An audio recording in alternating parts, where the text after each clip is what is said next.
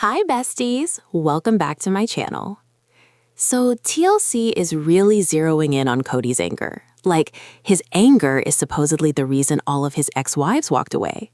And while Kody's trying to reclaim his story, TLC is doing what they do best, chasing ratings. But here's the thing, the ex-wives, not exactly buying what he's selling. Meanwhile, producers are stirring the pot, hoping maybe, just maybe, they can coax the wives back together with the family. Let's be real though, what they probably really want is a full-on reunion where Kody gets to play the patriarch, controlling everyone, running the show exactly how he wants, because that's the story they promised the network. And honestly, we're now watching a show that's gone totally off the rails. Kody apologized to Janelle, and yes, he did apologize, but mostly for the past, for not protecting her during the early days of their relationship, for not being her safe space, not having her back.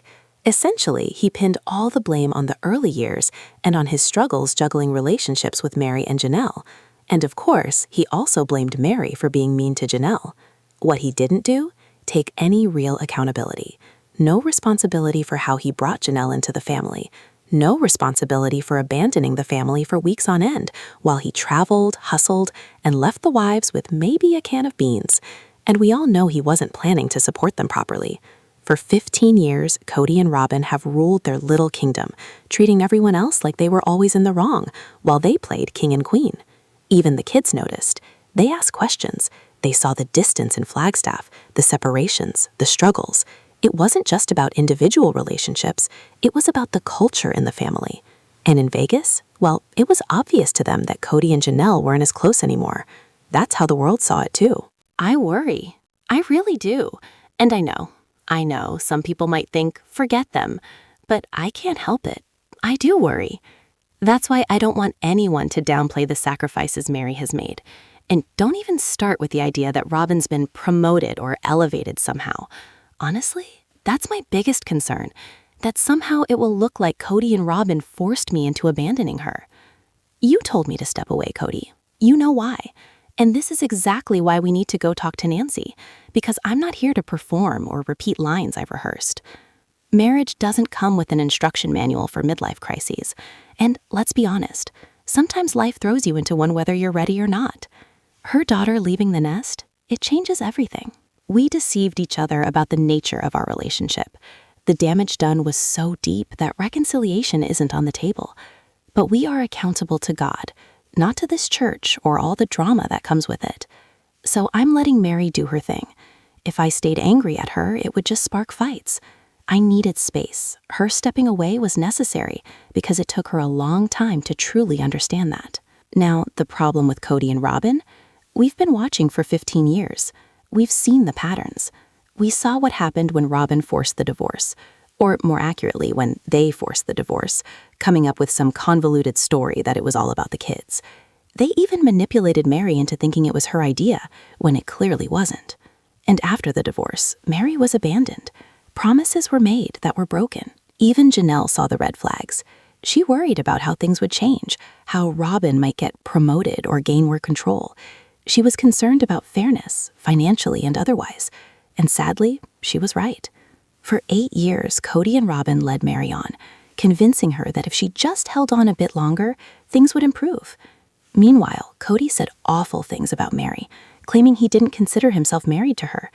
They were like exes living side by side, with no real relationship. And we watched Kody berate and mistreat Janelle for years, all in the name of his authority. We've seen it all. Kody would say he was never the leader in the family, and then Robyn would step in with, Kody is our leader. And we watched as Robyn consistently undermined the other women, siding with Kody every single time, practically fawning over him until he fully believed he was king of his little kingdom. Meanwhile, he abandoned his family. And the family relationships? They looked fake, staged even. The kids barely knew him. So when Kody goes on this apology tour, what is it really about? It's him trying to erase all of that, to pretend it never happened, and likely trying to get ahead of the fallout. Losing one wife is bad enough, but 2? That paints a very clear picture of failure, and there's no way Kody could just waltz back into his church, even though he claims he no longer believes. Here's the thing. Both Kody and Robyn still speak in the language of the church. They drop the same fundamentalist Mormon talking points. I don't buy that they don't believe. I think it's what they want the public to see. Kody's repentance? I think it was a calculated move, meant to get ahead of what he knew was coming. Janelle seeking a release, another public failure, Christine writing a tell-all, and all of them trying to lock him into NDAs so he couldn't defend himself. And guess what? The apology didn't work on Janelle. I've got a clip from this week that shows just how that played out. I'm not sure how long this release process usually takes, but it didn't seem like they planned to grant it that day. It felt like they still wanted to have a conversation with Kody. I could see it wasn't going smoothly, so I started asking questions. Finally, someone said, "You know what? You're here, we're here, let's just do it." It's important to note that the experience these women are having, getting their releases, is completely different from what women in the church or the broader cult typically go through. The releases are being handed out quickly, but not just for their sake. It's optics. The spotlight is on the AUB, and if they refuse these releases, it would look awful publicly, like they were forcing women to stay in unhappy marriages, abandoned by their husbands, simply because they could, all while demanding celibacy. So yes, this is PR for the church as much as it is a step forward for Meri and Janelle. In the real cold world, releases are anything but easy. At all. Take Dave Watson, the prophet of the church, for example. His wife has been trying for years to get a release from him. She has no relationship with him, no physical, emotional, or marital connection, but he still refuses. He won't let her go.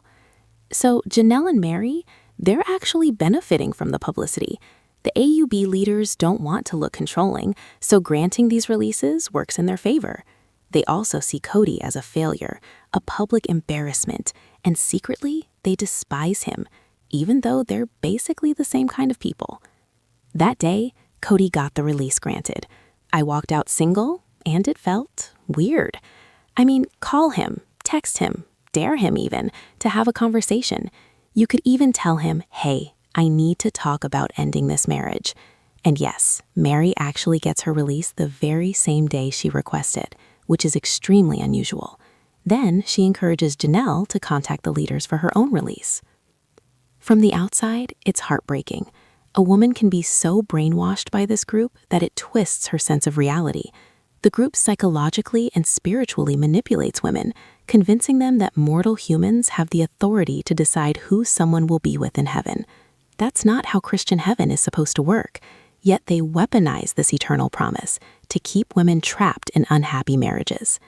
The idea is terrifying. If a woman abandons the covenant, she's told she won't see family members in the celestial kingdom, like Meri's mom or Janelle's mom. She won't get to be with them unless those family members come down to a lower tier.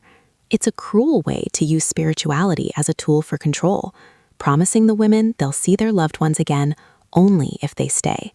And that's just plain abusive. It makes me so sad to see women hurt this way, not because they believe it, but because the system itself is designed to harm them. It really makes me sad that there's an entity out there that deliberately harms women, manipulating them, controlling them, emotionally and psychologically abusing them, and even spiritually abusing them. After years of this indoctrination, it's heartbreaking that these women feel they have to seek a spiritual release for a relationship that was never legally valid or recognized. And let's be clear, no mortal person has the power to control anyone's eternity. Honestly, it feels so old-fashioned. I mean, come on, Meri, this is ridiculous. From a practical perspective, I'm a business person, and these conversations wouldn't normally faze me. But this isn't business. This is personal. Really, really personal. And yet, after all these years of tension between Janelle and Meri, because they were the first two wives, because Janelle used to be Meri's sister-in-law, and because they went from friends to not friends once marriage got in the way, something remarkable happens. Despite all the back and forth, the accusations, the grudges, even after Kody apologizes to Janelle, and even after he essentially blamed Meri for all the problems in the early years of their relationship, which we know isn't true, Janelle turns to Meri for help with the release. Think about that. Kody tried to pin the blame on Meri, yet here she is, helping Janelle navigate the system. Yes, they had their conflicts. Yes, there was competition. But Kody created and fueled that environment. And even after Janelle publicly claimed she had no relationship with Meri and didn't care about her, she still goes to Meri for guidance. Meanwhile, Christine has a new marriage, doesn't believe in the faith anymore, and didn't even get a spiritual release. Yet she's not the one Janelle turns to. Christine's family is still in the cold, so should know the ropes, but Janelle chooses Meri. Meri's been through the process. Meri knows how it works. So here's the question. With everything they've said about Meri, all the negative things, does that make her a bad person? Is it wrong that she's willing to help someone leave the cult, to guide them out completely, even after all the hardships she's faced herself? Absolutely not. It's just another reminder of Meri's integrity and compassion. Is Meri a terrible person for helping these women free themselves from the cult? Absolutely not. Has she been scapegoated and railroaded by Cody for years? Without a doubt. Will the women one day realize that much of the pain between them was a result of Cody's actions? I hope so. I hope they can see that the hurt they caused each other was fueled by his manipulation. And maybe, finally, they can heal. It's heartening to see Janelle and Meri working together again, and it's even more encouraging to see Meri offering her support. Just having that moral support makes a difference. It's funny, despite all this, I feel nervous about it. Maybe it's because I haven't spoken with anyone in the church leadership for over a decade. I keep wondering, what do they think of me? Is it weird that I'm asking? They might think, you're not part of the church anymore. It's unpredictable, and unpredictability always makes me nervous.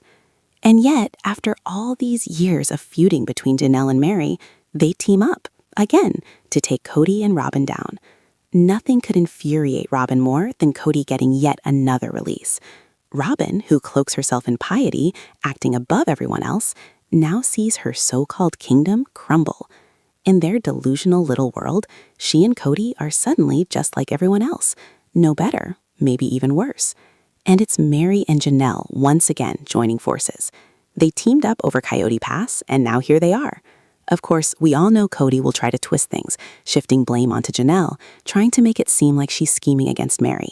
He'll attempt to drive a wedge between them, retaliating for what they've done. That's how this apology narrative is going to explode, through his retaliation. So what do you think? Are you surprised to see them working together again? I want to hear your thoughts in the comments below. Don't forget to give this video a thumbs up, subscribe to my channel if you haven't yet, and click the bell so you never miss a video. Thanks so much for watching. Bye!